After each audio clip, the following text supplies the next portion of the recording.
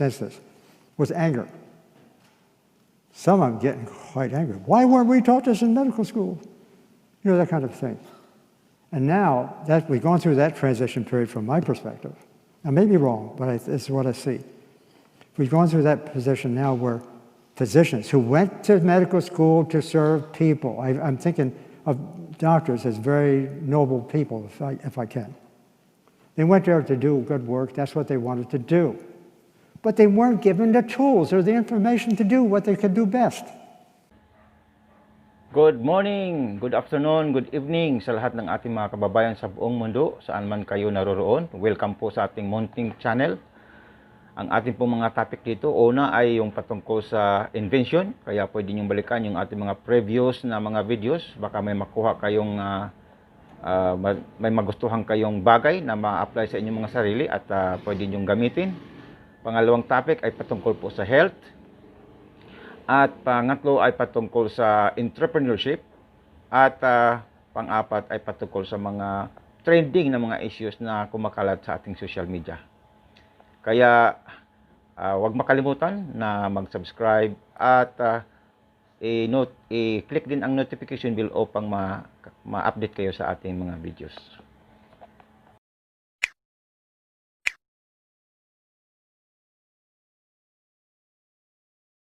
Ang ating pong topic ngayon ay patungkol sa tanong kung ano ba talaga ang pinaka-basic na pinanggagalingan ng mga sakit, lalo na ng cancer. Kasi napakahalaga po ang patungkol sa sakit dahil kahit marami po tayong pera, isang sakit lang na tumama sa atin, tapos naubos na ang pera natin. Baka wala pa tayong budget para doon. So lalo tayong naghihirap sa ating buhay. Maliban na maubusan tayo ng financial, napakahirap na kalagayan kung tayo ay matamaan ng sakit. Ultimong pamamaga nga lang ng ating paa ay napakahirap ng kumilos. Kaya ano ba ang pinaka-basic na pinanggagalingan ng ating mga sakit? Tunghayan po natin dito sa video isang magaling, matanda ng doktor na nag-focus sa kanyang scientific study dito sa pinanggagalingan ng mga sakit. Hello everyone, my name is Kelly. So I was given less than 5 minutes to introduce Dr. T. Colin Campbell, and I thought, wow, 5 minutes, that's just not enough time to summarize his contributions to whole food plant-based nutrition. And at the same time, I thought, well, this man does not need an introduction because he is the man. He is it. He's the face of whole food plant-based nutrition, right? And he's actually the one who came up with the term whole food plant-based back in the early 1980s. Yeah. So, yeah. Dr. Campbell earned his PhD in nutrition, biochemistry, and microbiology from Cornell University in 1961.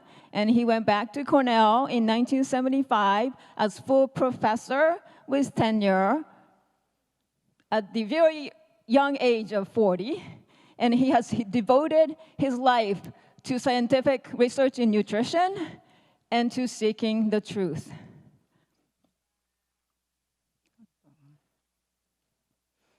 And he served on nutrition panels with organizations like the National Academy of Sciences. He's written over 300 research papers that have been published in peer-reviewed journals. And he's written 3 books, the most famous of which is, of course, the China study. And I believe he's working on another book, which is very exciting.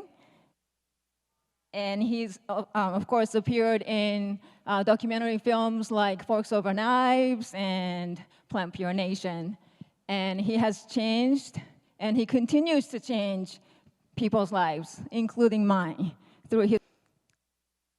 And his work was an impetus for this huge paradigm shift that I have experienced. And I'm indebted to his work for his perseverance, his scientific integrity, and most of all, his humility. So I cannot thank Dr. Campbell enough. for the knowledge that he has given me and the connections that I have been able to make, including PBNSG, because of it. I am completely humbled by his presence. Please join me in welcoming my hero, Dr. T. Colleen Campbell, PhD.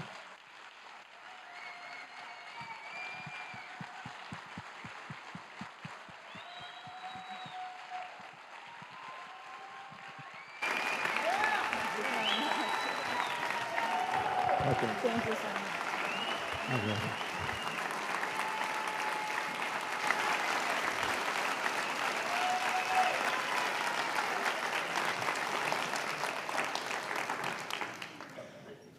Thank you so much, Kelly, and thank you, Paul. Thank you, Joel.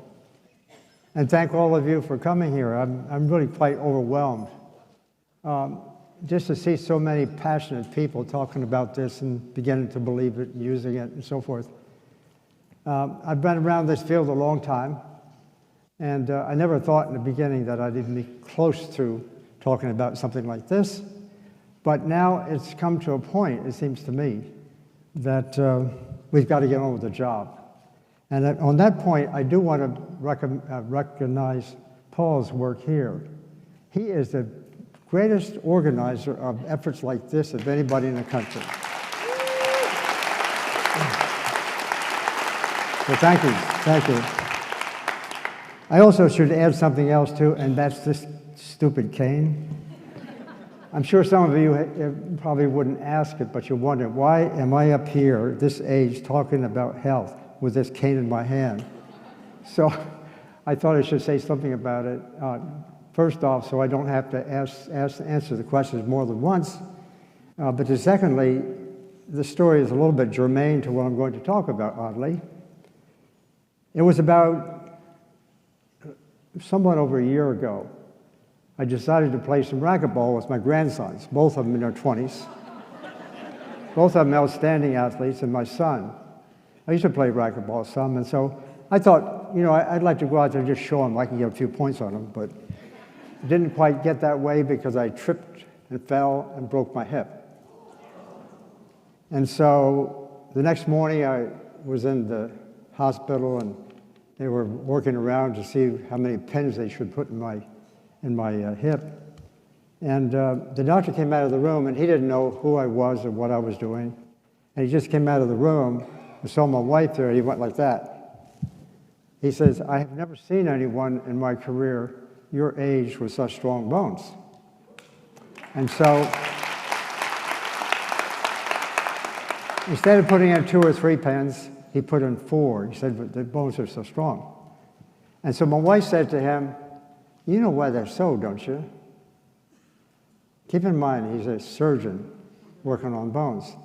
He says, "Why?" He says, "Because he doesn't use dairy." And it was a bit shocked with that. You know that, I mean, we're supposed to have strong bones because we use dairy.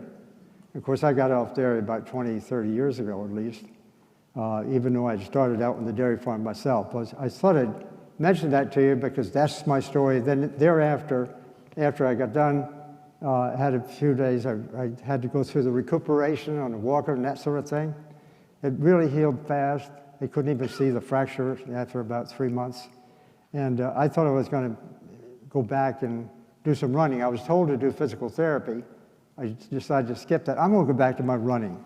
So I started running again. And that was the dumbest thing I could have done. I bypassed it. It finally got to a point where doing that, I messed the muscles up in my leg, and so now I have to deal with the tendons that's been injured because of that. But in any case, I decided to tell the story because for me, it was affirmation, in a sense for myself, that not using dairy, you can have strong bones. And that's part of the story.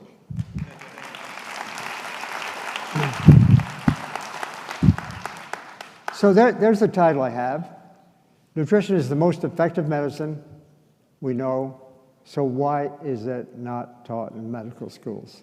I've concerned myself a lot since I closed the lab down some years ago with questions concerning, you know, why don't we get to know this? What is the problem? How is this so difficult when this information is so powerful?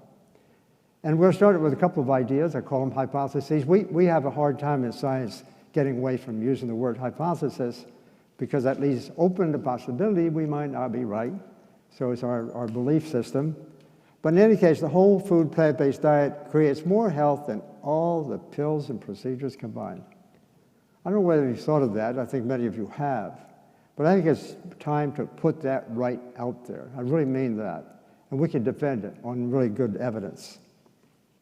Nowhere, however, in the world of health is a gap in knowledge so impressive for some of our observers, like yourself and many others, yet on the other hand, be so rejected by another group of people, a larger group of people, unfortunately. But the gap between what we have come to know, really know well, between that point of view and the traditional point of view that it doesn't mean anything, it's really odd, it's really strange. So I think one of the efforts we're going to have to exercise in the future through organizations like this is to bring together, somehow reduce that gap in knowledge between something that's real compared to what we only think is real. Now I want to add a couple words of caution. Obviously I've been in science, I'm very much prejudiced in favor of science, and to me that means really sticking with the data, really looking at it hard. If we have the opportunity of doing experimentation or participating with people to do that, it gives you an opportunity to check on questions and actually organize research and actually measure things to see what is what. So I'm all about diet, I mean about science as a basis for this movement.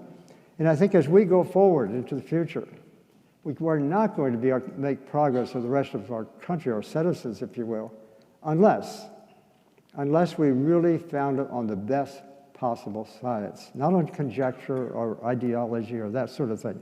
We've really got to look at the facts to see how it works. Incidentally, I forgot to say, when I came here to Detroit, as I was coming here today, this morning, it dawned on me that the first professional lecture I ever gave to a big audience at a convention was 50 years ago, this year, here in Detroit. So I'm back home. In any case, this information came out in 2016, which affirmed something I had sort of come to believe. And namely, in 2016, there was this publication showing the content, nutrient content of 4 different kinds of people, all in the same study. This is the famous EPIC study in Europe, big study, the largest study of its kind. In any case, meat eaters, vegetarians, vegans, and whole food plant-based diet people, not that they were in the study, they were not. And they've never really been part of epidemiology studies, I should tell you. But in any case, I'm putting a number there because that's sort of a target number that we like to work toward. In any case, for meat eaters, vegetarians, and vegans, look at the total fat content for all 3. It's the same. Not that fat is the answer to all this business. It's not. It really isn't. It's just one component. But it's a really pretty good indicator of the kind of diets we're talking about. You can sort of wonder, vegetarians and vegans are consuming diets about the same fat content of meat eaters. It's one of the reasons I like to go back to the science and really have a look to get the science right so we can realize what we're talking about. The sugar content of these diets was the same. So here, the V diets, if you will, those communities, vegan, vegetarian communities, are consuming diets with the same amount of fat and sugar as the meat eaters. Now, of course, vegan diets have less protein, and particularly animal protein. It's significant, it's helpful, there's no question about that. But in reality, we need to do more. We need to pay attention to the science. There is a figure, and I think most of you know this, that among the vegetarians in this world, if you will, it's been pretty well documented that about 90% of vegetarians are still using dairy. So they're really quite compromised in terms of the health that they can gain. The other 10% are called vegans, if you will. And of course, they don't use animal foods, and many of you may put yourselves in that category. That's your practice. And that's certainly a step in the right direction. But unfortunately, when people go that far and they're doing that sort of thing, they still hang on to their addictions, salt, sugar, and fat. And so if they don't get it from the meat, fat in particular, then they usually slosh on a lot of extra added fat. And the whole question concerning, what is fat, how bad is it, so forth and so on, that's a long discussion. I won't have time to get into that here. But one of the things I'd ask you to keep in mind, when we're talking about fat as it relates to health or the dietary composition, keep in mind there are many classes of fat we can talk about and work out the details a little bit. But two classes that I find particularly interesting to keep in mind, very practical ideas. And that is, we can talk about total fat, the fat in the foods. We can talk about added oils or added fat, two different classes of substances. And so when you start making generalizations about what fat does or does not do, first we got to describe what are we talking about, and then talking about the information in that context. Now, as I say, I guess I said it was 62 years ago, actually, I started my career. In any case, on the farm, to the extent that I thought about this question, I can't say I really did that much, but basically, it was all about the best American diet, or the good old American diet was the diet that had generous amounts of animal protein. We just called it protein. It turned out that, of course, it was animal protein that most people thought about when they talked about protein. So that's my background, me up there about, I'd like to say 8 or 9 years ago on the combine. And then on the right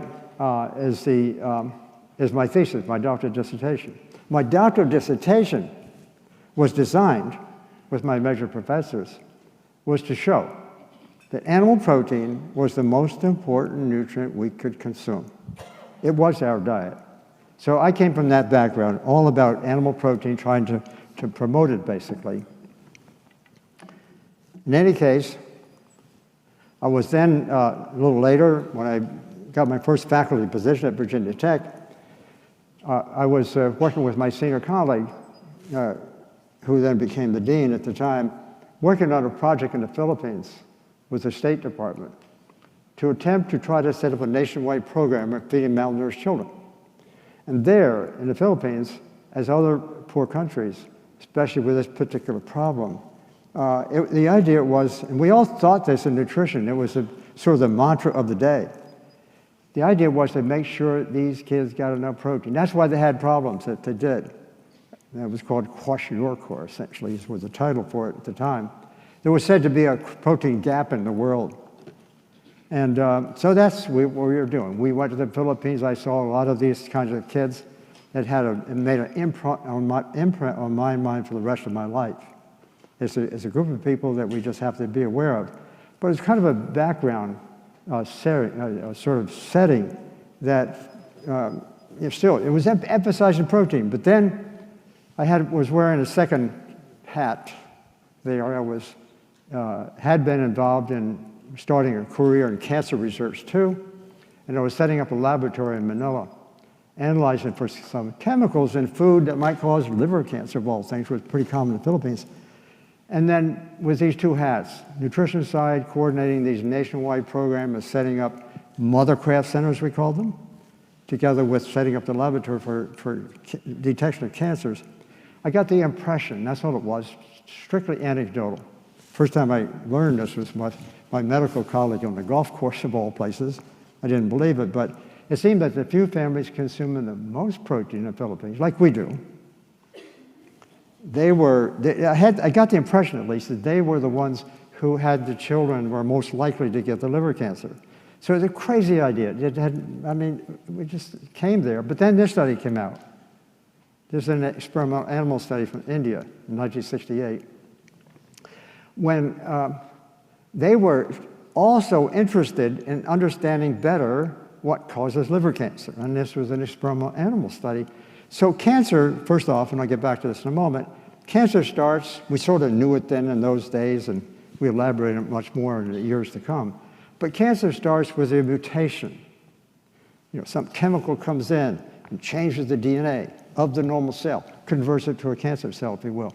As I'll mention more about that later, but in this particular study, aflatoxin, AF, had two groups of animals, both exposed to aflatoxin that gives rise to liver cancer, right? The question that Indian workers posed for themselves is that if they gave them more protein, they get less cancer. That was the spirit of the day. Protein did everything. Protein was the best possible thing we could do. Make sure we got enough. So they did a study. And those two, they got the same exposure to the carcinogen, okay, that gives rise to liver cancer. The animal was given the regular levels of protein, the 20% of total calories, if you will. I can't get the thing up there, but in any case, you can see it. The animal was given the 20% protein of total calories. All of them got liver cancer. The animals get 5%, none did. That, together with my impression, my sort of just impression on the golf course that day and sort of hearing about the children maybe having the most protein, maybe seem to have more liver cancer, that was enough for me at least to go home and organize a research project. Because here we're going to the Philippines and making sure that all these starving and malnourished children are going to get more protein, animal-based primarily, by the way. And that's our charge. But on the other hand, I wanted to know. I just wanted to get, so we were fortunate. I got a grant from NIH that was to continue for the next 27 years, that particular grant. And we started exploring this question. What is this relationship between protein and cancer? Nobody talked about that, essentially. It was heresy. It was ridiculous. Oh, I should tell you, the reason I told you about being here in Detroit those many years ago, I was speaking at the Veterinary Congress that year. And coming back on the plane, I was sitting next to an old colleague of mine, a much older gentleman than myself at MIT, and he had been working this area too. And he was kind of checking up on me, and he says, Colin, I said, what are you doing? I'd gone off my new job at Virginia Tech, and I told him what I did. I said, you know, this aflatoxin thing, which he had worked on too, I said, this study that came from India, he said, you know, don't believe that, that's crazy. They got the rat numbers mixed up. He thought, you know, the whole idea of protein increasing cancer was nonsense. And in fact, the Indian workers themselves, when they did that work, they didn't believe it. And they went back and modified the study in such a way they got the opposite result. So I just sort of bring this to your attention because the resistance in science, in the professions, to the idea that protein might be a problem, it was total. It was total. And so just the mere idea of thinking that maybe protein could cause more cancer was a tricky path to take. But that's what I did. And that in turn then led to a lot of the things I've gotten involved in over the years. And that was the name of the project that went on for all those years. And by the way, we got generous amounts of funding in our research, mostly at Cornell University, for all those years. And all of my research was funded by the public taxpayer. So thank you to your parents, and grandparents. That's where it came from. I never took any money from industry. So that turned out to be not so big a deal in the beginning, but later it became quite significant, as you'll see. So we did the study. We did the study in many ways to see if, in fact, a high-protein diet really increased cancer. So the first thing we did was to look at the formation of cancer early on. And this particular experiment here, we did it in many different ways. I just want to show you just a quick snapshot of something that was quite startling. The cancer starts with a genetic mutation, as I said before. That's exposure to an environmental chemical, causes cancer, if you will. So, and then on the y-axis is the cancer index. I call it the cancer index. And here is the first 12 weeks, first 3 months of the cancer forming. So we wanted to see what effect does protein have on that early cancer. It turned out that 5%, 20% animals, those cancer were really just starting to shoot up, started to grow rapidly.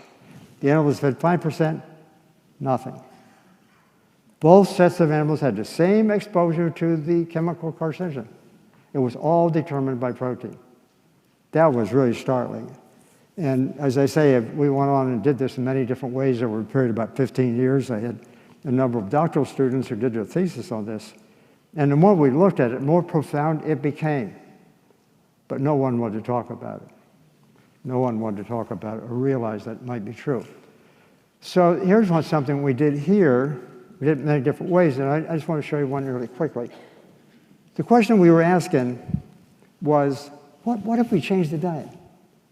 So we started out with 20%. We switched the diet to 5%, 20%, 5%.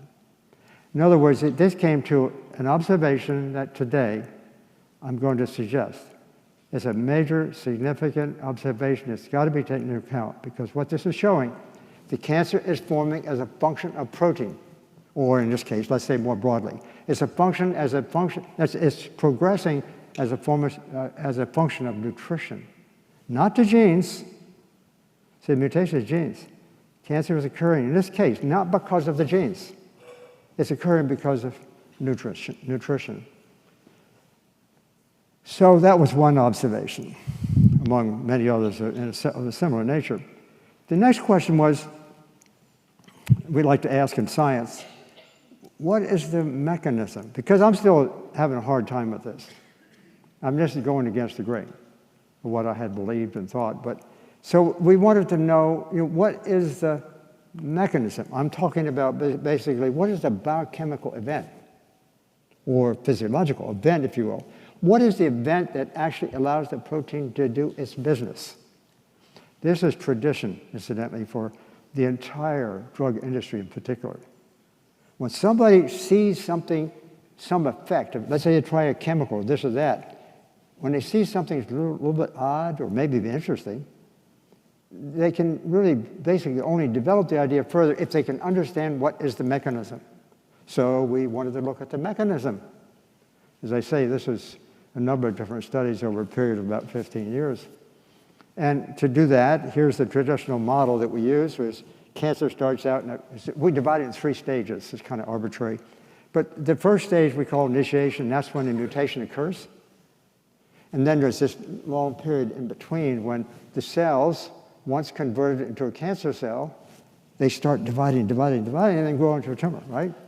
And then last bit, that last dotted line on the right, that's when, in theory, a human, for example, to get to a point, the cancer is growing, they don't know it, and suddenly something shows up. It's the time when, in fact, they start realizing they have something going on, and they go to the doctor to see about it. We call that progression.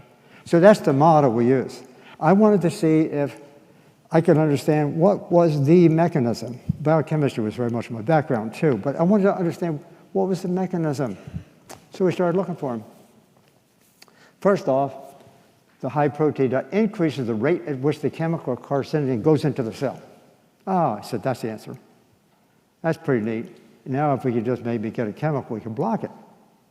So it's actually increased the amount of the carcinogen we get exposed to every day coming into cells. But then when these things go inside the cell, these chemical carcinogens from the environment and so forth, they go into the cell and they get converted, or we say metabolized, by an enzyme to produce a product that's actually more active. We call it activation.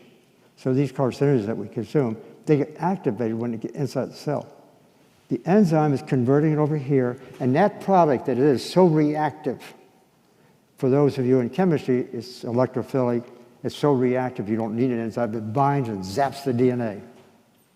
It binds to it, and that's where the start of the mutation occurs. That enzyme, we call it mixed function oxidase, MFO, it turned out the high protein diet increases the amount of enzyme present, which means it goes faster, activation faster. It changed the enzyme structure, so therefore it made work faster that way. Now we've got 3 possible mechanisms. Which one is the key here? And more interestingly, why does a high protein diet increase the rate at which it goes to the cell, and at the same time change in an unfortunate way, it increases the amount of the product that forms to give rise to cancer? So we kept on looking. And so then we looked at the extent to which this reactive product is bound to the DNA. That's the start of the mutation, mind you. This is going on in your cells right now as you sit there.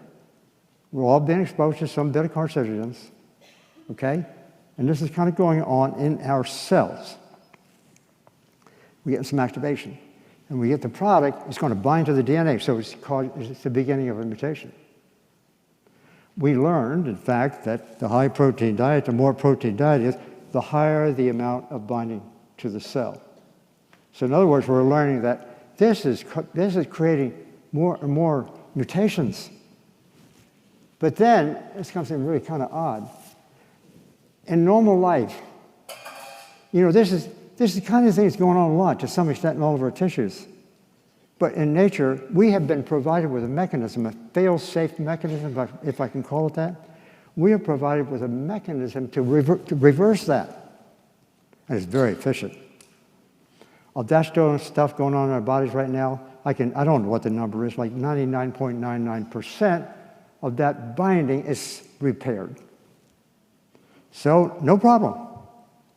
However, occasionally one cell is just dividing at that time when that's stuck there, that damaged DNA, it's converted over to the new cell line.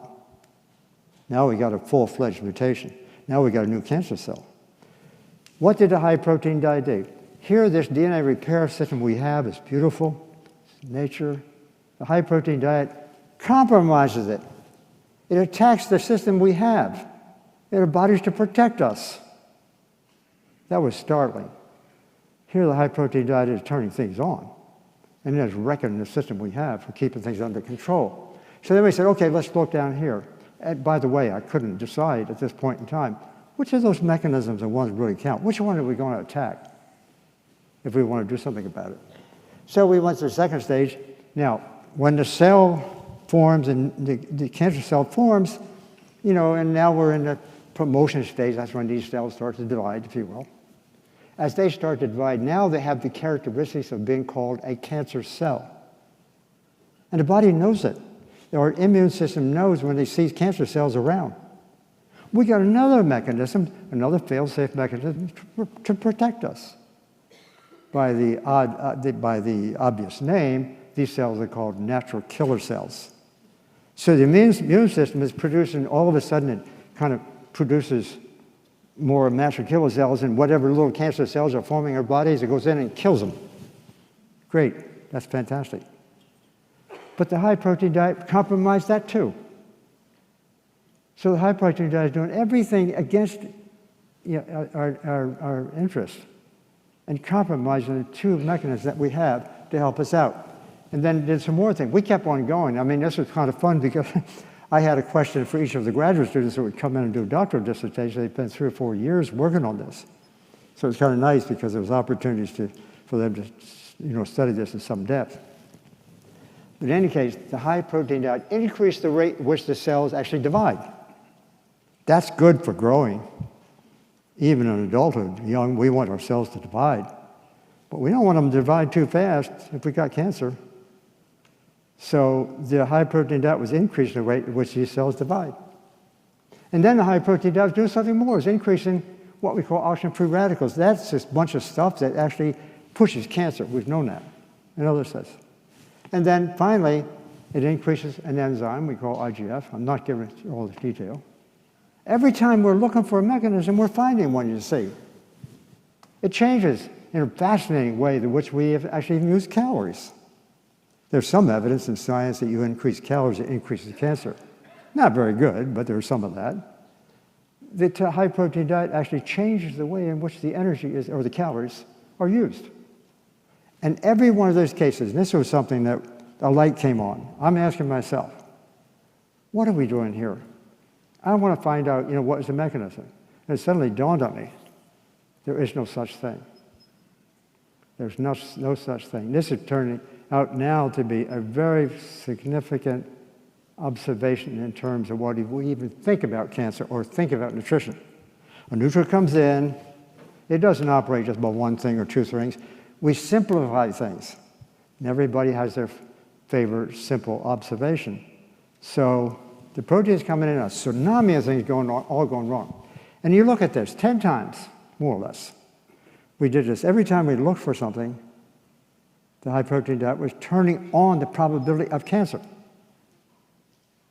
So therefore explaining what we had seen with the Indian workers. And this took about, for me, when I come into this, it finally sort of gets to awareness. Why do we keep on doing this here? I can't find anything. Just very untraditional kinds of expectations in the case of science. So I got some things. I'm just going to add a few things along the way because some of the observations we made turned out to be prescient or turned out to be really significant, not just for this model here, but for cancer in general, I would argue, and ultimately for other nutrients, and ultimately for other kinds of diseases. this cancer thing was kind of interesting. It works. So I say cancer begins with a mutated gene, but its development is controlled by nutrition, not by genes. And some of you may not have recognized this all that much in the public literature, but that's really significant because the entire cancer industry, as I will return later, is premised on the assumption that cancer is a genetic disease, period. That has caused huge multi-billion-dollar problems we're going to have to rectify. So here we go. That's one thing to say. Cancer development, therefore, is reversible by nutrition. That's what this showed. Yes, narrowly focused, but we did some other work with other nutrients and other cancers and so forth. We learned that nutrition, what you consume on a daily basis, controls whether or not that cancer is going to grow or not. And if we're doing the wrong thing and we're going forward with the cancer, if we change our diet, we go back the other way. That whole idea that cancer maybe is a reversible disease. This was done 30, 35 years ago. At that time, I didn't have the benefit of knowing a lot of the things we know today. But it was very exciting to see that. And here was a clinker for me, in a sense. The protein we were using, those of us in research were just using protein, the cheapest where we could get it or whatever. We were using casein. Casein is the main protein of cow's milk. My coming from the farm, obviously I'm kind of wedded to dairy and stuff like that. All of a sudden to see casein doing this, and it's so powerful. And then, without getting into all the details, I know now this is common. This is common activity for animal-based proteins. Plant proteins did not. So this is back in the 80s. So we tried soy protein and wheat protein, which doesn't cause cells to divide so fast. We already knew that. And so we tried soy and wheat. They did not turn on this cancer, and they did not exercise these mechanisms like the casein did. They did nothing, even when they're fed at 20%. So this is all an animal protein kind of diet. And to me, at this point in time, I'm really realizing that if this can be generalized to other situations, we're onto something really pretty substantial. And now 30 more years later, I'm convinced that this is real. So animal protein increases, plant protein decreases cancer development, just alone. Okay, let's set that aside. That's a pretty important observation. However, now I want to just have you consider a little bit about this 5%, 20% stuff. Where does that fit into our scheme of things? Incidentally, rats and people have the same requirement for protein, more or less. Some of us act more like rats than others, in more ways than one. But in any case, here's a scale of dietary protein concentration in reference to some ideas you may have heard of. See, we got the 5% there, and then up here somewhere is about the 20%. Let's elaborate on this a little bit. 5 to 6% protein, that's percent of calories. That's the minimum we need for good. That's the minimum we need. Otherwise, we die. If we didn't have protein, we would die. So protein is an essential nutrient. So now my conversation is changing a little bit. We're talking about the kind of protein, the amount of protein. So 5% was determined in 1940, approximately early 40s, to be the amount that is minimum for our needs. 5 to 6% protein, that's not much. How does that 5 to 6% compare with what we actually do? Well, for one thing, when that was first done, many, many years ago, it was done in an experiment. And so the researchers who did that over and over and over, the ones who did that, and then they want to make a recommendation to the public how much protein we should consume, they took that number and they added 2 standard deviations to it to be assured that most of us get enough protein. That number turns out to be the recommended daily allowance, the RDA. That level of protein, that's around, 9%, 10? It depends, somewhere around there. That number is actually not the minimum protein we need, which everybody says it is. That's not true. The 8 to 9% protein is almost the ideal level of protein, as I'll show in a moment.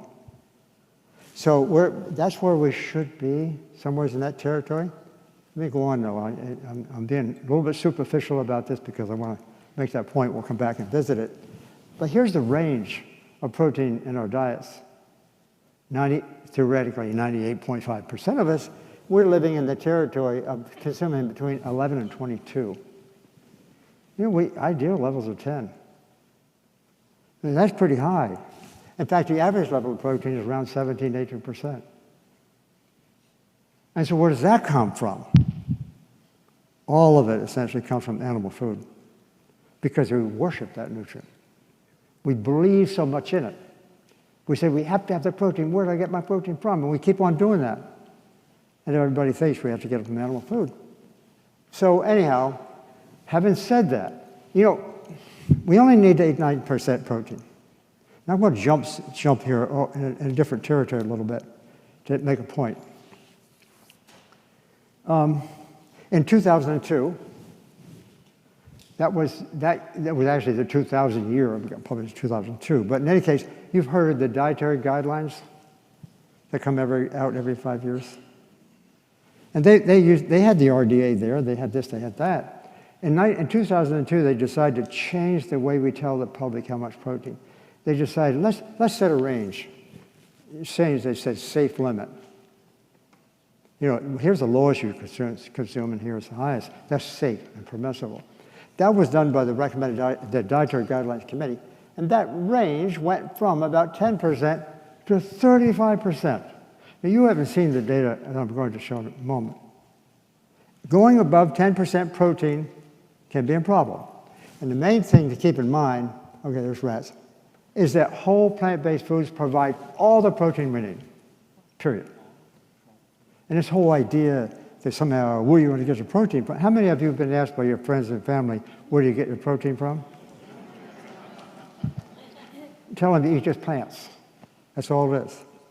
If we eat certain kinds of plants fairly rich in protein, like legumes and the bran layers, let's say, of whole grains and leafy greens and so forth, we can get our protein up to maybe 15, 16, 17, 18%. We can get up there, it's not too difficult. But that level of protein is not a problem if it's coming from plants. If it's coming from animal sources, we have a problem, a huge problem. And so all of a sudden we're now having, our whole idea is expanding into sort of total dietary composition. Anyhow, I'll come back to that a little bit later on. So so I want to leave that with you, basically, that we have for 100 and whatever it is, 75 years since protein was discovered, we have believed we have to have as much protein as we can get. It was discovered in 1839. And the chemical that was found in food that causes dogs to survive, that chemical, when it's first seen, was the stuff of life itself. So these early researchers said, the stuff of life itself. Later they said, it's the stuff of civilization itself. It became true just in our psyche to believe in this here. And so, in any case, let me come back to that. So we've lived for a long time with the idea that we need as much protein as we get, and most people thought protein was getting it from animals. They didn't know it was from plants. So now we know we can get all the protein we need from plants, from plants. So now let me turn your attention to one more idea. I'm talking about these things because from my perspective, I'm trying to understand the principles that actually apply not just these experiments, but principles in a larger context for other diseases, other nutrients, and so forth.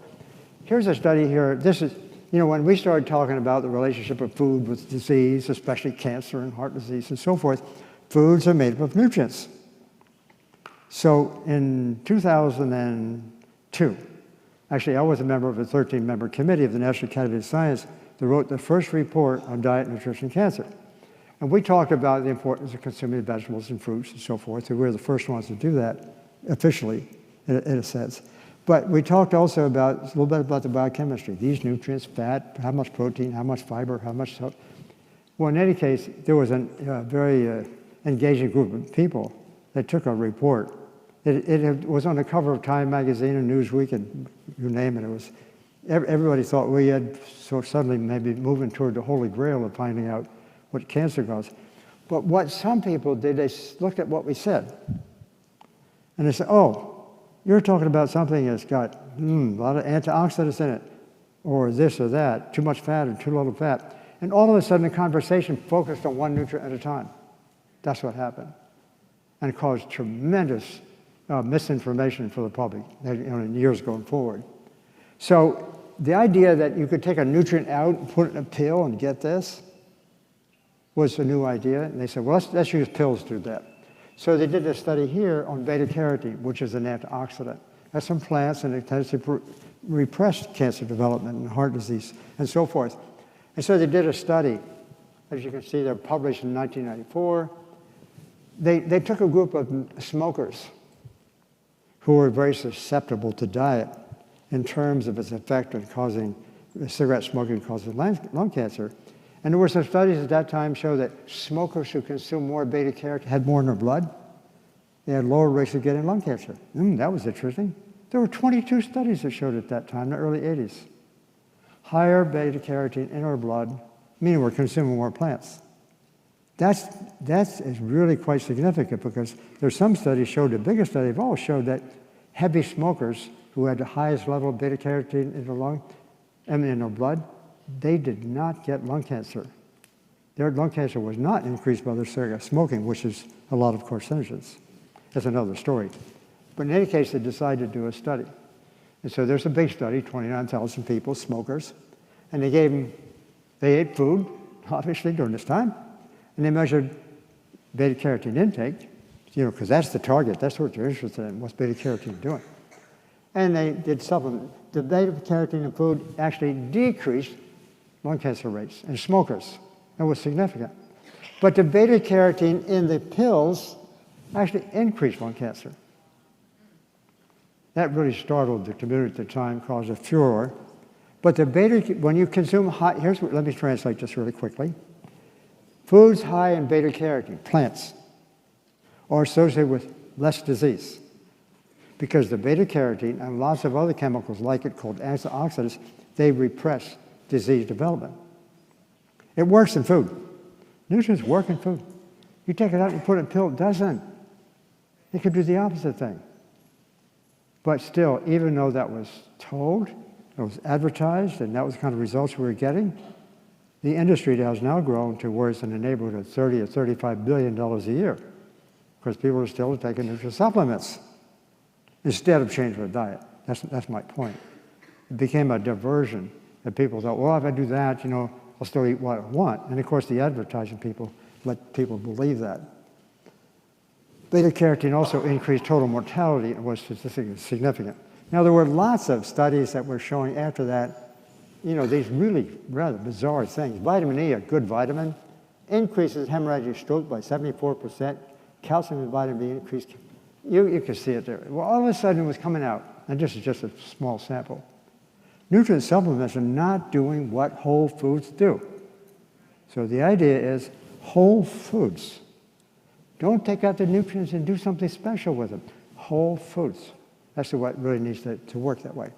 So let's move on here. So this is just a sample of some things that were at least coming to my attention, or we did, in fact. When my youngest son, Tom, who at the time was in theater, he was helping me write the China study because he's a good writer. But he got so enthused about this, by the way, he went on to get his medical degree, and now he's at a big medical school organizing research efforts of his own, but that's enough aside. When Tom and I were writing the China study, I was getting very impressed, not with what I just showed you here, but lots of data suggesting that food is pretty darn important, especially plant-based foods. And I wanted to know the extent to which, if there was any evidence in the scientific literature at that time that might have suggested in years past that this food effect was so important. I knew of some of the stuff, but we went back and looked systematically at the literature as we could at the time. And it turns out the literature at that time, 2002, 3, or somewhere in there, we found evidence that basically a whole food, plant-based diet, in the context of extrapolating information from other kinds of studies, that kind of diet actually shows that a whole food, plant-based diet prevents, suspends, and cures all these diseases. Now, some of them are nasty. Some of them are lethal. Some are nuisance kinds. But the idea of the breadth of effect, drugs is premised on the assumption we're using one chemical to do this. Diet, no, it's everything working here together, as I'll show in a moment. So here's something, another take-home message. Nutrition of whole food, plant-based foods resolves a broad range of illness and disease. That right there is a really major consideration, because that's not what drugs can do. You see, we live with it in the world of drugs to solve our problems. They can't do that. Nutrition, that's why I say it's so far superior to drugs, because when we put them together in the form of the right kind of food, then we get this really, from autoimmune, I think Dr. Kahn, someone said that you're somebody autoimmune diseases or something like that. We're seeing these kinds, like your friend apparently reported, and we see it with heart disease, we see it with cancer, we see it diabetes, and so forth and so on. So the breadth of effect is broad. This is something really important. Now stop and think the other thing. Nutrition can turn on and turn off disease progression. Dr. Esselstyn, heart disease, and Dr. Ornish with heart disease, they were showing that. I didn't know them at the time. They were sort of just testing that diet, and that's what they were seeing, reversing disease. I say this whole thing applies to just very broadly to all the diseases. So nutrition of whole food, plant-based diets prevents, and here's the big deal. This is the message going forward. We talk about the whole food, plant-based diet being a means by which we can prevent future diseases. That's a fair statement. Our grandmothers told us that, years ago. Eat your vegetables. But here's the part of the story I think really deserves attention. The kind of food consumed in the right way, whole food, plant-based diet, actually can be used to treat illness. Can you imagine what that means? The application to medicine. Here's a system we're relying on, use of drugs and so forth and so on. We're attacking one disease at a time, all that kind of stuff. But in reality, eat the right food. Just eat the right food. And then if you have an illness coming on, or you already have it, just switch totally 100%. See what happens. And the kind of results we're now seeing is just, them. Many of you already know what happens. Now, I want to just change the conversation a little bit. Quite frankly, I've gotten frustrated with my own community in nutrition. Because we do research looking at one thing at a time. We did that. We were working with that. But we started learning some things along the way. It's not a very good way of doing things. It's good enough to learn about some details, but ultimately we have to put it together. We have to synthesize the whole. Now, to get to that point here, I want to share with you something that you may not know. Let's say, I got down here a theoretical pathway of a nutrient consumed in food, what happens to it when it comes in our body. So we consume a nutrient. Let's say a spoonful of food, and we know how much nutrient A or nutrient X is in there. Cupful, we know how much is, in theory we can do that. When the food goes in, we get it digested. That means that's the process by which the stuff in the food is released to be used in the intestine. Then it's absorbed across the mucosa between the intestinal contents and the blood. Then it's transported. Some nutrients are transported in an active form and inactive form, both, but the ratio of which to which. Then it goes into the cells, and the body's deciding where to put that nutrient, which cells it should go to. Then when it gets inside the cells, and wow, it's just everything is happening. And finally, it's excreted. Here's my point. We know from science that when a nutrient goes from one stage to another, it can vary on a microsecond by microsecond basis. It can vary by easily 20, 30%. In other words, you say calcium. Well, calcium does not get absorbed very well. Somebody else said, no, it says absorbed quite well. We get endless arguments. They're all meaningless because the body's deciding at every nanosecond in time how much goes from stage 1 to stage 2 to stage 3. This is happening constantly. It's happening right now. And as a result, the amount we consume has really no relationship to the amount that really functions. Because we make that assumption all the time. We consume this amount, it's going to be this amount functioning. We get some dose-response relationship, but we don't know what's happening inside of the cell. The dynamic is infinite, and science will never be able to define a static condition where we know how things go and which way it goes. Now, the example I just showed you is just theory, well-supported theory, one nutrient. If we were able to know how much crosses each boundary at some point in time, then the next nanosecond would be different if we added another nutrient. Now we add endless nutrients. So our whole effort in science, especially in nutritional science, to identify which nutrient does what, where, how much is required, that sort of thing, it's nonsense. And so we set aside nutrition. We just use drugs. We use foreign chemicals, which is worse, to try to do this business. Let me elaborate on that just a little more. So the body adjusts the amount of nutrient passing through each stage by plus or minus 20%. If, as I say, you start out with 100 units up at the top. And then the first stage, it could be anywhere from 90 to 110, and whatever's left over, and then adjust that by 20%. You can see the point I'm trying to make. We cannot know methodologically how much nutrient goes where. And we add more nutrients, it makes it even more complicated. So this has given rise for me to another concept of what nutrition is. We've got to get out of the business of talking about individual nutrients, whether we're talking about dietary recommendations or whether we're talking about the amount of nutrients on the side of a box, food box, package. That's useful, incidentally, to some extent, but in any case, we can't rely on all that kind of stuff. And we can't know this thing. So the image that I find really attractive to think about in this context is to look at a cell. A cell is what we call, in our science, we call it the basic unit of biology. It's where everything happens. We have 10 to 100 trillion cells in our body. Anybody can imagine that number? Far beyond our comprehension. Every cell is like a universe. Every cell is like a universe, just as complex as the big universe as we look out. Zillions of things going on inside the cell, this and that and everything else. We can't know. And so all this stuff is happening in all these here 10 to 100 trillion cells. And then each cell, not visible, can easily sit on the head of a pin. So you got all the cells, we've got all the cells in our body, we can't even see even one. And there's just an ungodly amount of numbers. And every one is like a universe. It's like a micro-universe, okay? And then on top of it, we know this quite well too, cells talk to each other. So we're talking about a dynamic system in our bodies where once we consume food, the body's deciding on how much of it goes here, there, or someplace else.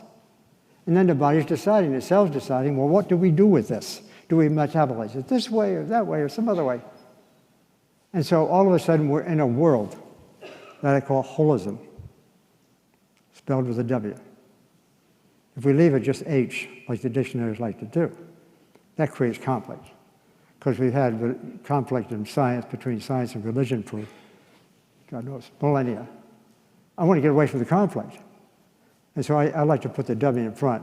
Webster Dictionary and Oxford Dictionary did not do that. I looked in the book, I wanted to spell it with a W because this is my concept of holism, and I couldn't find any of those dictionaries spelling with W. So I put it in there, put parentheses around it, and I'm just kind of hoping the dictionaries will, in the next edition, take it seriously. But in any case, this is the concept. Everything is just working in this fabulous way. And it's all integrated. All this stuff, there's somebody, not somebody, I don't like to say that, but there's some kind of force that's controlling all this massive amount of changes occurring. We're not a recipe. We're not a recipe. We just have infinite ingredients changing all the time, doing this, that, and everything else. And to illustrate that point, here's a series of reactions inside of the cell. And I think many of you may have heard of the Krebs Cycle. How many know the Krebs Cycle? Know that word? Okay, so quite a number of you do. This is like the basic kind of biochemistry, knowing how reactions occur in the cell. I taught biochemistry for quite a number of years. And when I was in this, back in the 60s, some of this stuff was just unfolding at the time. And there was a company that used to make these charts. And so those of us in business would always grab to get the latest chart and put it on our walls to have the most up-to-date chart. And it was kind of expanding, more reactions, more reactions. I thought it was all very, very much fun, learning about those individual reactions and how, maybe you don't think so, but I did.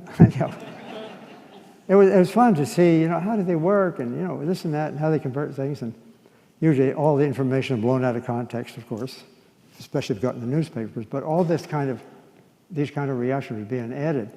And so it went on for over a few years and finally got to that. And that's just a minuscule, that's only a tiny bit of what's going on. That's a tiny bit. So that's going on in trillions of cells in the body. Tremendous amount of reactions just going all this way and that way and changing every nanosecond. Well, who's in charge here? Is it our heads? Are we trying to imagine? Are we trying to calculate? How much is this, how much is that? This does this and this does that. So my point is it's infinitely complex. And so I asked this question, how can one reaction tell all without side effects? That's the drug industry formula.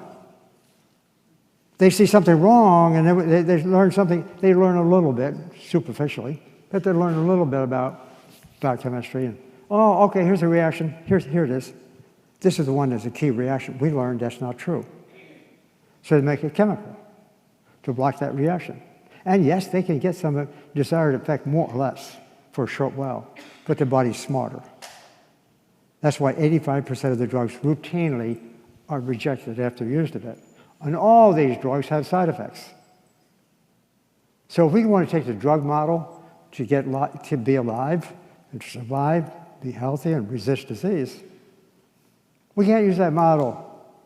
The drug model is dead and over, I wish. But it's just theoretically, it is the wrong model. Not to say that we can't use drugs from time to time. I know there are conditions in the short run, but these drugs are being used to treat symptoms, not being part of the whole process of creating long-term health. So this is the drug protocol. Wrong. I say it's wrong. This is the nutrition protocol. When we eat food, all the good things that we need are in there, and it's grabbing these nutrients and adjusting how much goes from here to there and organizing how they work together and stuff like that. So the nutrition protocol is really a piece of beauty. It's a piece of beauty. It's nature. Eat the food that we learn that we should be eating, and the body will take care of itself. We don't need to go to third-party people like me or another scientist or medical people to tell us, how much of this or that or something else. Just eat the right food. And, really marvelous things happen. So I'll give you a couple examples and then I'll sit down. Medicine is what I call reductionist. What that means is medicine, the whole practice of medicine, using drugs for the most part, pills, is focused on this philosophical idea that we can use a single chemical to create this kind of response. It's very reductionist. Okay, I'm sure all of you know that concept. And we use drugs to sort of exercise this kind of thinking. So for example, let me give you an example of where we did something that was not appropriate. Here's my old chart. And back in, it was the 80s, actually much before that, but certainly during the 80s, there was a lot of interest growing about the fact that high blood cholesterol was related to heart disease. That came out of the Framingham study and some other studies. Higher cholesterol is not good. And people started to think that cholesterol in the blood is causing heart disease by, clogging up arteries. That's what they said.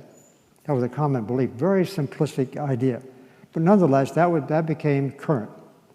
Let's figure out a way to block the cholesterol from being made in our bodies. So they found a reaction where the cholesterol synthesis starts. It starts right there, that acetyl-CoA, if you can see it. Goes through a series of steps and gradually synthesize, and then you get a chemical that blocks. So the idea was you want to find something to block it. And they found something. It's called statins. Statins are being used to block cholesterol as if that's going to be the be-all and end-all of reducing heart disease. But we have side effects from statins, right? A lot of people can't use them at all. Doctors who know much about this, they know enough not to use it themselves. So it's become, tens of billions of dollars industry, and leading people to believe that if they just use statins, we're going to be all fine and dandy. There's some folks that actually want to put in our public water supplies, get kids to use it. It's a reductionist idea, trying to attack a big world problem. There's a little evidence that they can reduce heart disease, so the story goes, like 8-9% or so. That's about the best evidence. But some of that just sort of looks, but we can't tell from those studies whether there's something else they're doing necessarily that we haven't yet measured. So anyhow, I allow for the possibility that statins can reduce cholesterol. Yes, it does. It does reduce cholesterol somewhat. That doesn't necessarily lead to less heart disease. Now let's turn our attention to cancer, which is more and more in my territory. And this is something that's, I don't have all the charts I'm going to show you. Remember that old model there? Different reactions. Remember the one down here, lower natural killer cell activity? That's part of the immune system. Have you heard of immunotherapy? In other words, right now cancer is treated by chemotherapy, radiotherapy, or surgery, right? That's the bulk of it. But now all the story has that, if you read the newspapers even, there's a new territory, very exciting for the future. It's called immunotherapy. Immunotherapy, for the most part, is hinging on the idea we can get the immune system, very complex in itself, by the way, but get the immune system produce more natural killer cells so they can kill all those cancer cells that are forming in our body. So in a sense, they're going to rely on a system in our body to produce the things that need to be produced, but they're using drugs and other means to do that. That itself is very reductionist. My prediction is not going to work. You might see some results from time to time, and even spectacular results in the short term, but it's not going to work. So that whole idea is called Precision Medicine Initiative. It's a popular term that came out at the end of the Obama administration, and it got caught up so much so that Joe Biden and the administration at the time appropriated another $4.8 billion to the cancer industry to start figuring out ways to develop that immunotherapy idea. It's just, so now let me come back to what I said in the beginning. I hope this is not too confusing for you. In the interest of time, I wish we could talk for 2 weeks or 5 weeks or 2 years. So I'm sure I'm leaving some confusion on the one hand, but on cancer, I just said, chemotherapy, do you know what it costs to make one chemotherapy agent? Right now it's $2.5 billion, one chemical. $2.5 billion on average. These figures are of 2014. Very well, very, very good empirical data, in other words, published and so forth. So we're spending a heck of a lot of money on making cancer drugs to make chemotherapy agents, to kill cells, essentially, a lot of it. And the reason we want to kill cancer cells is because we don't know, or people don't know, that we can reverse cancer by nutritional means, something we can do every day. I mean, our work, which was published in the 1980s, and this is where I find some frustration, published in the best possible journals, I told it elsewhere, but no one in the cancer industry wants to hear that. They want to keep on making these drugs because that's where the money is. So this here is Harold Barmas, just former director of the National Cancer Institute, which is the institute that funded most of my research. And I've been on the committees of that institute. I've been on the committees that actually determine who gets the funds and who don't. I've been on policy committees, all that. So I've been in that community, and I find it absolutely staggering that the fundamental, almost biblical idea in the cancer industry is this, stated by the former director of NCI. He says, we now recognize that cancers are fundamentally diseases of the genome. That's what, didn't I just showed you, here's not. He says, fundamental of the genome. And that understanding cancer begins by identifying abnormal genes and proteins that confer the risk of developing cancer. So everything's about genetics. We're going to find out which gene does what. And then if we can find out, this set of genes here is not one anyhow, it's a bunch of genes. If we can find out these genes cause this cancer, maybe we can get some chemicals in there to do the number on that. Anyhow, it goes on. He says, identifying and analyzing these abnormalities will define how we diagnose cancer. Right now, they're very busy spending billions of dollars, hundreds of millions at least, of doing research and figuring out better ways to diagnose cancer. So we can get on with the idea than treating it once we get it. How we diagnose cancer and determine how we develop and use targeted therapies. That's a fancy word that everybody likes to use these days, targeted drug therapy.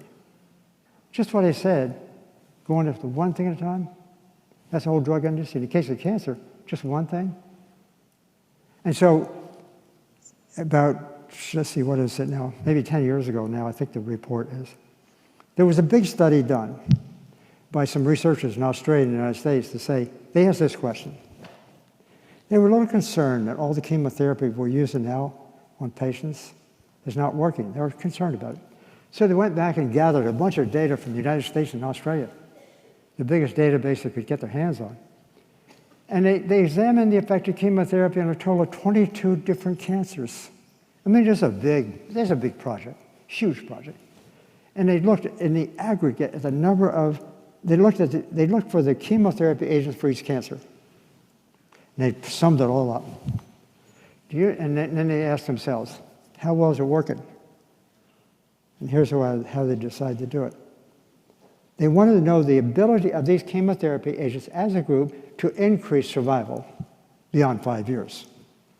So we call it 5-year survival rates. So they looked at all this data, and here's the conclusion they got. All the chemotherapy agents working together for all these different cancers increases 5-year survival by 2.1%. Totally insignificant. In fact, there's some evidence that had they done nothing, it would have been better. So here we are treating millions of people, cancer patients, with this drug, these drugs, and coming up with sort of stuff like this and not telling the public. So it raises the question, why are we doing this? Who's doing it? Who's making these decisions? Why are they ignoring nutrition as a possibility? The same as they did nutrition heart disease. Anyhow, the gene idea is so infused, so suffused our research community and the public dialogue and the professional community itself. The whole idea is genes, and we're going to go and test of ourselves and find out what's our risk of getting cancer. And hoping that we're going to get a chemotherapy agent. No, I have to tell you the bad news is that's not going to work. We've got to change the way we think about it. Okay, enough of that. My idea of a holistic nutrition model is I can't emphasize how different this is, at least from my way of thinking. Holistic nutrition, multiple nutrients, mechanisms, disease reversals, all that, whole food, plant-based diet. This is a highly interactive, integrated, holistic system, and just add a little bit extra into it without making protein a cult. It's been a cult ever since 1839. And most people think it's, protein is from animal sources. That has driven, from a scientific point of view and a public point of view, that has driven to a great extent the kind of diet we've become accustomed to. It's used as justification for eating that kind of food for whatever reason we may have in our minds. So I think it's very different. Now, reductionist medicine, here's what reductionist medicine is. I don't mean to attack the whole medical system. I actually have lectured to at least 150 medical schools since the China State came out, and I tell this there too, so I don't know whether they're buying or, but no, I actually see the different communities I talk to. I really see some promise in the medical communities. When I first started doing this, I didn't get any answers, no questions. I thought I'd screwed up. And then I come to find out they were sitting there listening. And then I was realizing they're not getting trained in nutrition, they're listening. And then the first thing that I saw, as far as emotion is concerned, I sensed this, was anger. Some of them getting quite angry. Why weren't we taught this in medical school? You know, that kind of thing. And now that we've gone through that transition period from my perspective. I may be wrong, but this is what I see. We've gone through that position now where physicians who went to medical school to serve people, I'm thinking of doctors as very noble people, if I can. They went there to do good work. That's what they wanted to do. But they weren't given the tools or the information to do what they could do best. So here's a summary. See, reduction of one disease, one cause. I've said enough there. That's the model. This is why holistic nutrition is not taught in reductionist medical schools. Medical school is all about reductionist medicine. You look at one thing at a time. Targeted drug therapy, this chemical, that drugs, and so forth. That's the way it's taught. There's no room in that kind of thinking for thinking about holistic nutrition. And so it's ignored.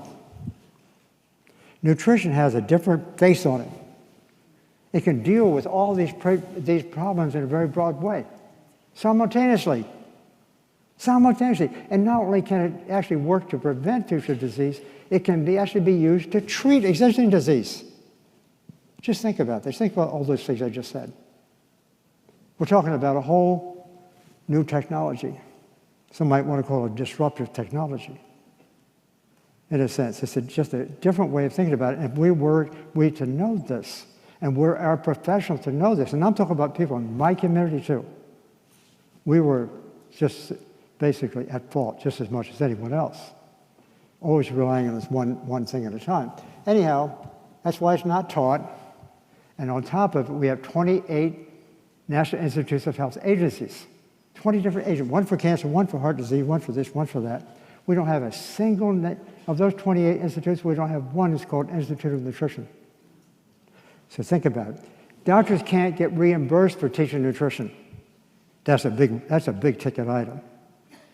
Of the 130 or 135 or whatever it is, number of medical specialties that is used to support the structure for reimbursing doctors, of those 130, you would think there would be one in there called nutrition. There's none. So nutrition has been excluded from the medical system, and there's a reason for it. There's a reason for it. Because it's premised on the assumption that the best health can come when we discover all the intricate details of disease formation and health and so forth, and how it really works. So I would throw up there, just for you thinking. I can't get into these details, but they have a little bit of shock value. Because unfortunately, we, in our trade, we go out and talk to the public and so forth, and there's a lot of good people coming out in recent years talking about this and get very enthused about it. I mean, you folks are, I'm sure, enthused about it. Maybe some of your physicians. That's grand. That's really great. But we have carried along from history some ideas that are false.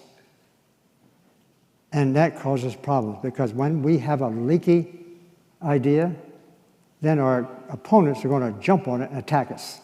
That's exactly what's happening. Let me show you I wish I had a lot of time to talk about that. But here, a lot of people believe that cancer is caused by carcinogens in food. That's the major cause of cancer. Do you know we don't have really any significant evidence that environmental chemicals is a major cause of cancer? A tiny little bit. My colleagues at Oxford, Sir Richard Dall and Sir Richard Peter, with whom I worked, they estimated way back for the Congress in 1981 that now more than 2 or 3%, for example, of all cancers are caused by genes from environmental chemicals. So environmental chemicals, as bad as they are, and we don't need them, we need to keep them under control, that turned out to be a divisive discourse for us to think that, it's always environmental chemicals, we can blame somebody else for it. This is what's causing cancer. No, it's not true. That's not the major cause. The major cause is the nutrition that we happen to experience in the food we use. That's what a lot of people didn't want to face. They didn't want to change their diet to get that good nutrition. So I say, that's not right. Mind you, I'm throwing this out for provoking, a little thinking, but just take into consideration what that might mean. Health and disease, I should say heart disease, sorry about that. Heart disease is caused by dietary cholesterol. You know, we've lived with a general presumption that, the amount of cholesterol we consume causes heart disease, right? That's a big thing. I mean, cholesterol causes heart disease. Let's limit the amount we control. Let's take it out of food if we can get it out of food. And the stuff we form in our bodies, let's use a drug. By the way, in the classical sense of causation, we're an agent if it's a cause. If you take it out, something happens. For or against. Cholesterol, the cholesterol we consume is not a cause of heart disease. We made that mistake over 100 years ago. There was pretty good research at that time showing it wasn't cholesterol that caused the rise in cholesterol in the blood. It wasn't cholesterol that started early heart disease. Guess what? It was animal protein. Animal protein and all the other changes that it causes in the diet as a function of consuming animal protein. So I question that. Heart disease, again, my apologies, that should be heart. Heart disease caused by dietary fat, I say also. Or saturated fat, that's wrong too. The fat that actually is likely to have a greater effect on our overall health is the polyunsaturated fats of plants. Plants. Oh my gosh, everything's going to hell in a handbasket. No, it doesn't when we consume all the plants together as whole foods. The polyunsaturates in there are doing good things. We see that when we add a lot of oil, a lot of which are the omega-6s, pro-inflammatory. So the right relationship of fat, saturated fat, or polyunsaturated fats has to be considered in the context of the manner in which we use it, which diseases. So I'm throwing it out just for discussion. Targeted drug therapy, as I already said, I don't consider that the best strategy for treating disease. And, oh yeah, I want to put that last one. Polyunsaturated enhances cancer more than saturated fats. We got really good data to show that. I'm really convinced of that. But it's consumed at higher levels, which we tend to do because we add all this oil. It's one of the reasons I happen to subscribe very much to this idea, as do my colleagues. Don't use added oil. That's another issue. Kind of stay away from the added oil. The fat in the plants, that's a different story. And I know my good friend Dr. Esselstyn and some may have a slightly different version of this, but I'm going to stick by my argument that even a little bit of nuts, avocado is okay, and coconut, because it's whole food. It's got all the package together. And whatever theoretical possibilities there of the fat in those foods to cause problems, it tends to be attenuated and of no concern. I call it nutritional renaissance in public health policy. If we think of nutrition differently, then all of a sudden, they'll say, wow, why didn't we remember all that? Here's another one, cancer prevention and treatment by holistic nutrition. Actually, the first study of this kind of thing is now being done formally by my son at the University of Rochester. He has the funding. He's going to be working on women with metastatic breast cancer, just giving them the whole food, plant-based diet. So we'll see what happens. It's the first stage. So now I'm going to conclude with something that is a whole subject in itself. And it's sort of the glue between the chapters I just mentioned. It has to do with, I've seen this in my lifetime. When I was a student in the late 50s, early 60s, I tended to assume, the extent to which any of us did, I tended to assume that professors all had the right to speak honestly. That's what universities are for, right? They're supposed to be thinking objectively and honestly and so forth. And the vast number of my colleagues in universities are really good people. They really tried hard to do that. However, things have changed. And this here is a display of some real official information on the percent of the faculty appointments that are the green, that is on tenure tracks, and the percent on non-tenure tracks, you can see from 1975 to 2011. The tenure track faculty in 1975, see the green is up there, 56% on tenure track. It used to be, I think, 90%, just a few years before that. Now it's 56, but as time passed, see what's happened? It's gone down. Right now, the only ones of us in academia who have, the full boat, has a full professorship with tenure, and therefore are free of this. There's only 9% of us left, of all the faculty. So now the academicians are on hire. They're on hire, essentially. They're on contract. If they start saying things that is not popular within the industry, they can be fired. They don't get the next contract, the next appointment renewed. It's that simple. So in this country, we have lost academic tenure. Now, I know there's problems with tenure, but we paid a huge price. Because my colleagues, and I know this from lots and lots of personal experiences, my colleagues cannot speak up quite like I do. It's just too much difficulty. And so corporate funding of research is increasing. And that was a very methodical operation occurring during the 70s, especially with Supreme Court Justice Powell under the Nixon administration. Some famous stuff was written. It was almost orchestrated. It was by design that we had to attack, academia. Detalyado po ang kanyang kanyang research na ayon doon sa graph na kanyang pinakita sa kanilang mismong pag-aaral ng ilang mga bata, mga tao, kasali na ang Pilipinas, pati na India, na habang lalong pinakain nila ng animal protein ang mga subject nila, nagkakaroon ito ng cancer. Binabari nila 5%, 20%, at nagkakaroon lalo ng cancer yung kanilang mga pinag-aaralan. Samantalang ang concept o yung tanggap na kaisipan na kailangan kang magkakaroon ng animal-based protein para gumaling o maging malusog. Ngunit dito sa kanyang pinakita, nagkakaroon ng cancer, mga sakit yung kanilang mga kasali sa kanilang pag-aaral.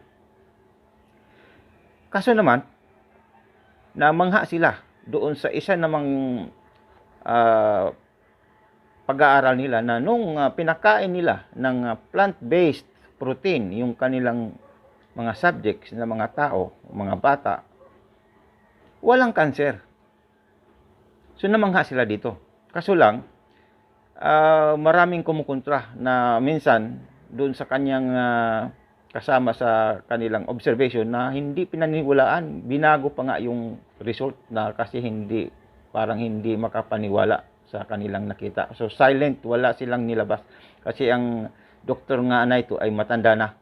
Noong pang 60 years ago pa siya nag-umpisa ng pag-aaral na ito. So nag-focus siya talaga sa kanyang buhay para dito sa pag-aaral na ito. So yun ang nangyari. Na noong pinakain nila ng animal-based protein, yung mga tao, nagkakaroon ng cancer. Ngunit noong pinakain ng plant-based protein, walang cancer. Okay? So napakagandang kaalaman ito na ito palang pagkain talaga ng plant-based nutrition ay nakakagaling sa tao. Ngayon, halimbawa itong beta-carotene ayon pa sa kanilang pag-aaral ay antioxidant nga itong beta-carotene. Nakakagaling. Ngunit noong ginawa itong tablet or in-extract itong beta-carotene, hindi naman nakakagaling. So patunayan na ang kailangan talaga is whole plant yung iti-take ng tao para maging healthy. Okay. So yan po ang ating pong maliwanag na pinakita doon sa napakahaba niyang detalye sa kanyang research. Okay. So nasa atin yun kung paano natin i-apply sa ating sarili. Kasi sa ating kalagayan, mahirap talaga mag-totally shift ng ating pagkain ng plant-based. Kasi unang-una, medyo mahal dahil kailangan nating kumain ng mas marami. Siguro kailangan lang nating kunting balanse na kailangan talaga nating maging more on veggies at mga isda. Kasi isa sigurong dahilan sa akin lang pag-analisa dito, kaya nagkakaroon ng cancer pagka puro animal protein ang ating mga gagawing ulam, dahil itong mga animal na ito, yung mga hayop na ito, pinapakain ng mga vitamina o mga chemicals. Kaya ito ang dahilan mangyari ng mga sakit. At itong sa plant ay hindi naman original na mga, lalo na pag organic, talagang original yung mga chemical direct sa mga halaman. Kaya nakakagaling.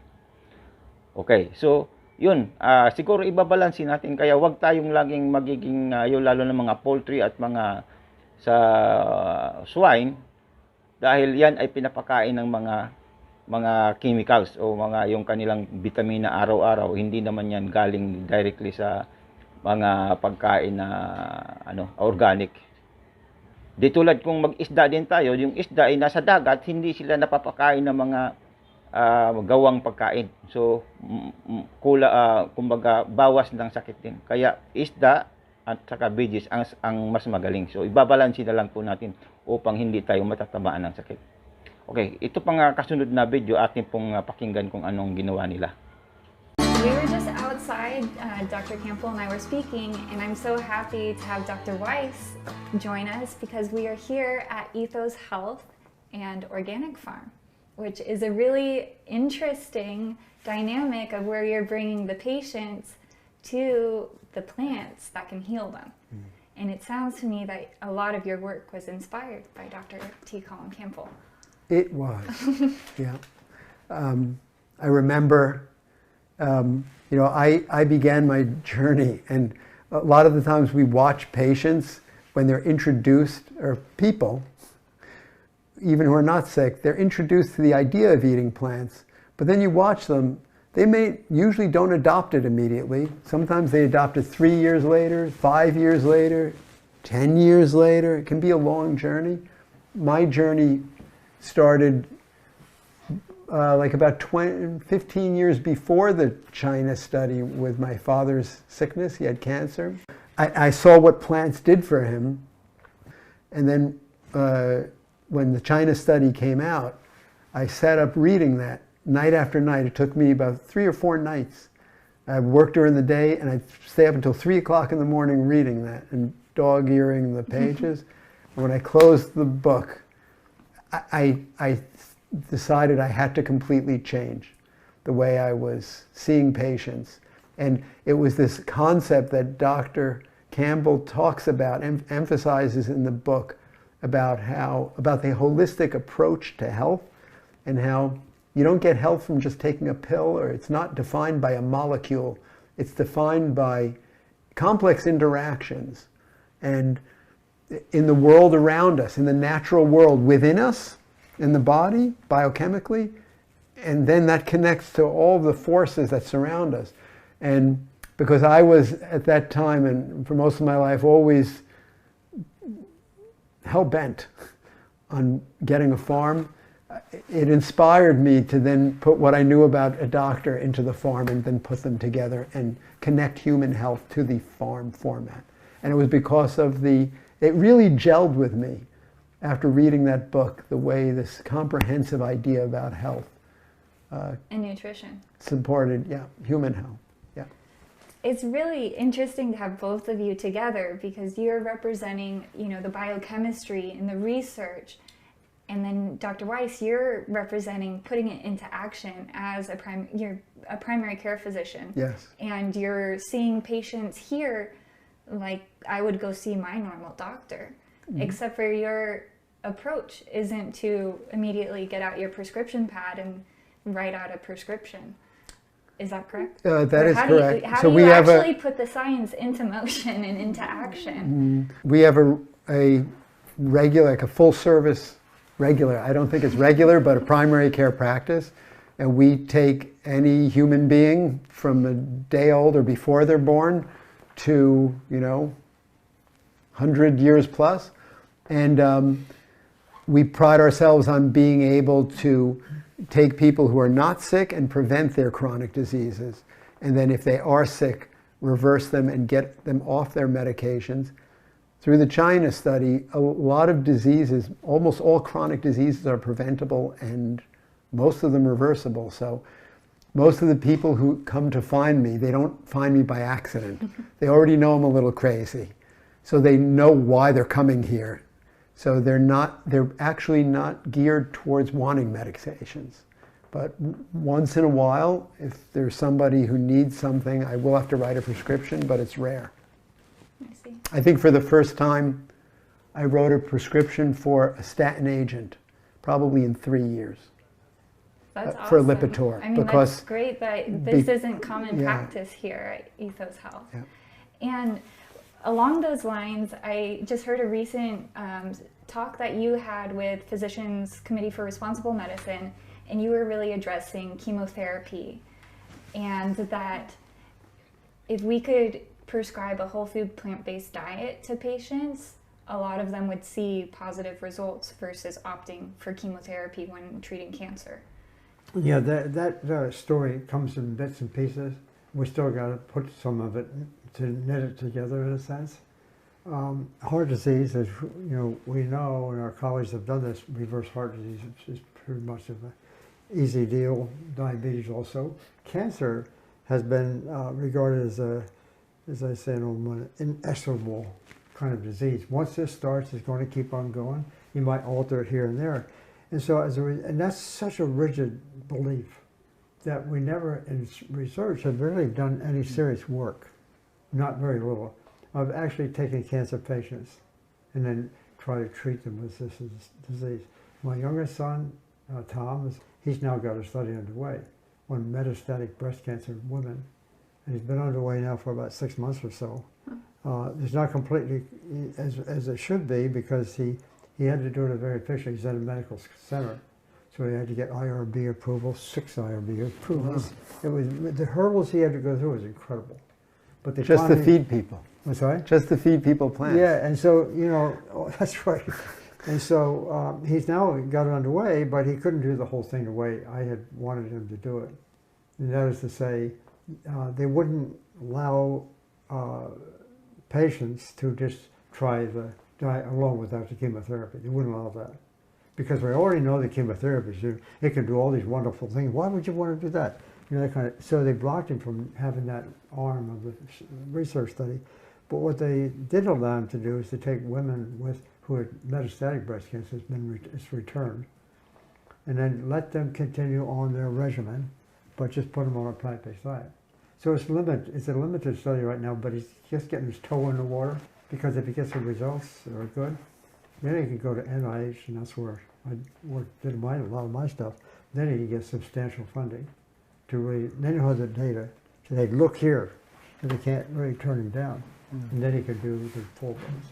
But the reason all that happened is because all these years, I've been in the cancer community and nutrition too, there's no way that the oncologist would ever give even a hint that diet could work. Don't bring us crazy ideas to us, that kind of thing. Even to this day, when we have cancer, a lot of cancer patients come to us because, because of my father's story, that he had the stage 4 cancer, and because they're desperate, because chemotherapy is not working, and they're trying alternative anything to help them. And chemotherapy is not enjoyable whatsoever. No, and it can kill you.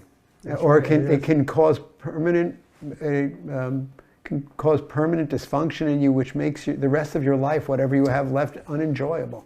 So the number one thing, the history that we get from patients when they go to the conventional oncologist, and it doesn't matter even if it's at the most ivory tower academic center, because I think it's a natural thing for a patient who has cancer always to say, doctor, what should I, because there's some inclination, well, maybe I should eat better, and they ask the oncologist, what should I eat?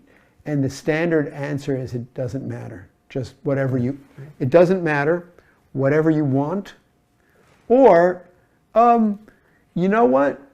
Why don't you see our dietitian? Because we have a cancer center, the dietitian, and the dietitian will tell them to eat lean meats, you know, non-fat dairy products, low-fat dairy products, and eat more vegetables. That's the standard. And on top of that, and avoid soybeans. Oh, Yeah, if you have breast cancer. Dito sa isang doktor, ayon sa kanya, nagkasakit ang kanyang tatay ng cancer at napagaling. Napagaling sa pamagitan nga ng nutrition. So, marami na ngayon ang nagpapatunay na gumagaling sa sakit na cancer sa pamagitan nga ng nutrition. So, pero kung sa drugs, wala, hindi, kung sa doktor, wala talaga tayong makukuhang assurance na gagaling ang cancer sa pamagitan ng drugs. At sinasabi pa nga dito sa kanilang discussion na yung chemotherapy, napakaliit lang na tsansa na gagaling or survival kasi mamamatay din. Tapos gagastos ka ng napakalaking halaga.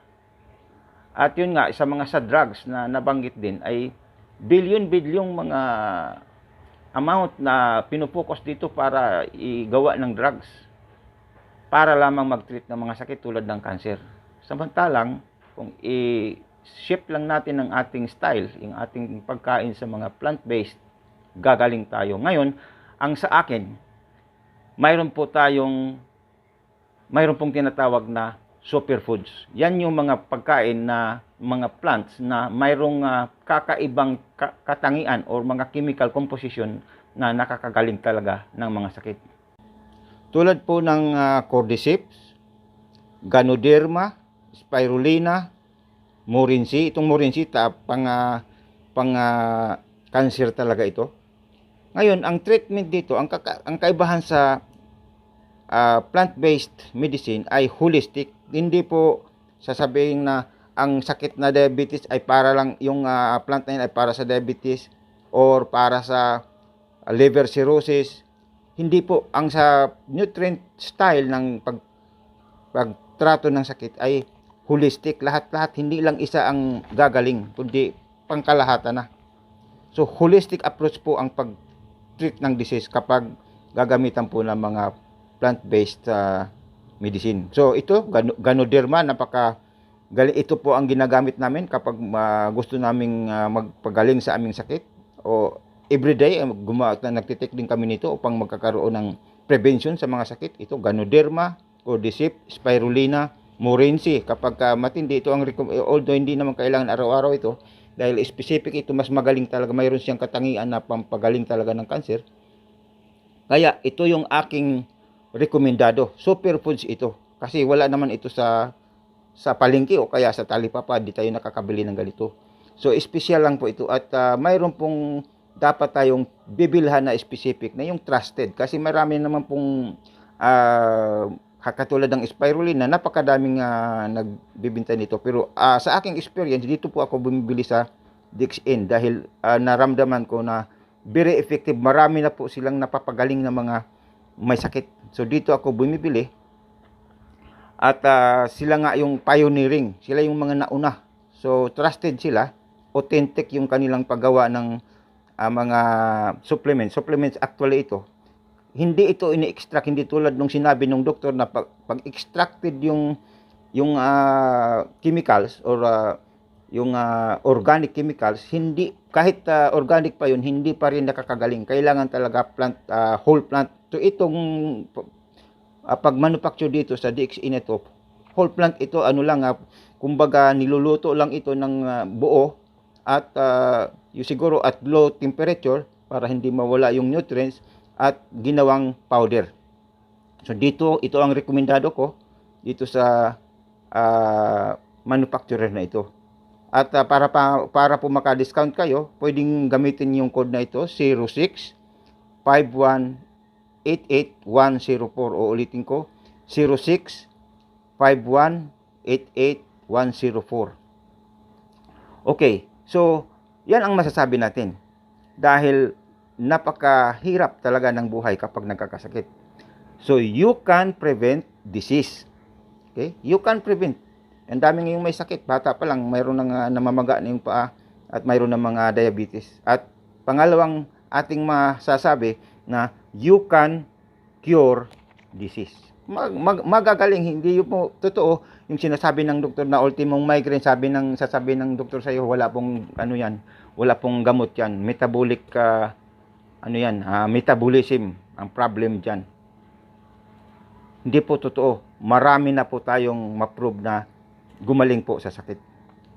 Okay? So, doon din sa aking isang video, patungkol po sa health, mayroon din akong presentation doon na maraming gumaling sa pamagitan po ng paggamit ng mga products or mga halaman na ito. Okay? So, yan, napakagandang kaalaman ito. Nasa atin po ang ating pong desisyon. At kahit po napabalita nga yung ating president, mayroon din siyang napabalitang sabi, kung totoo man yun, yung mayroong papunta na sa cancer yung sakit. So, kung marinig ito ng ating president, gusto po natin siya pang humaba ng kanyang buhay kasi kailangan natin ang kanyang galing sa pamumuno. So, rekomendado po natin itong mga halaman na ito. At marami pa actually mga halaman na hindi pa natin sinulat dito na maririnig po natin, makikita po natin kahit sa internet. So, ito una ang aking mga rekomendado at lalo na sa ating president o sa ating pong mga pinuno na interesado ding magpahaba at magpalusog ng kanilang mga sarili. Ito ang mga rekomendado ko magpapagaling sa ating kalusugan. So, good luck sa ating lahat. Ito po ang aking ma-share sa inyo na kaalaman. Yung ng mga nagsasalita ay mga doktor na tumanda na at nakapokus ang kanilang pag-aaral dito sa subject na ito. Salamat po.